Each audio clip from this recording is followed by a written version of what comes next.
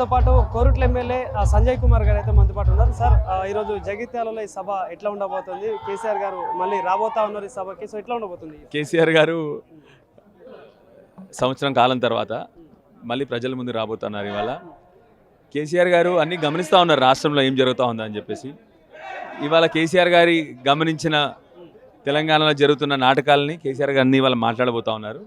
అదేవిధంగా ఇవాళ సీనియర్ నాయకుడు జీవన్ రెడ్డి గారు కూడా పార్టీలో జాయిన్ అవుతూ ఉన్నారు. ఇదే సమయంలో అల్పుడైనటువంటి రేవంత్ రెడ్డి గారు ఇదే సమయంలో ఇంకో మేడిగడ్డలో మీటింగ్ పెట్టినారు. మీకు తెలుస్తుంది, ప్రజలు చాలా తెలివైన వాళ్ళు.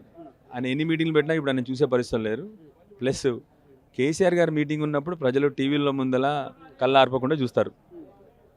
100% ఇవాళ ఈ బహిరంగ సభ కానీ రాష్ట్రంలో ఉన్న ప్రజలందరూ కానీ కేసీఆర్ గారి సభనే అదొక పెద్ద ధైర్యం.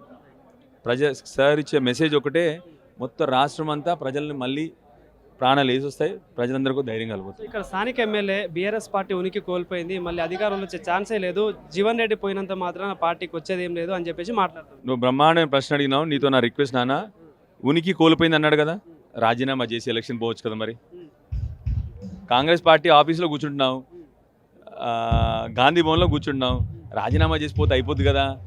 ఎందుకు ఈ మేకపోతే గాంభీర్యం, అధికార పార్టీలో ఉండి పిచ్చి పిచ్చిగా మాట్లాడడము, అక్కడ పోయి నేను పార్టీ మారలేదు అని చెప్పేసి మళ్ళీ అటు ఇటు కానీ మనిషి గురించి నువ్వు చెప్తా ఉన్నావు. ఎట్లనయ్యా నువ్వు?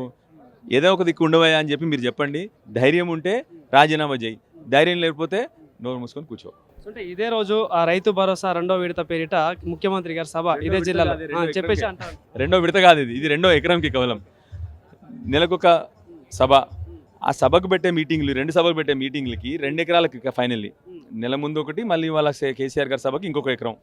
ఈ 2 సభలకు వాళ్ళ మీటింగ్లకు పెట్టిన ఖర్చులు యాడ్ చేసినా కానీ గవర్నమెంట్ ఖర్చు కానీ ఈ అన్నీ కూడా ప్రజలకు ఇచ్చుంటే మొత్తం రైతు బంధు ఇచ్చేయచ్చు. అర్థం కదా?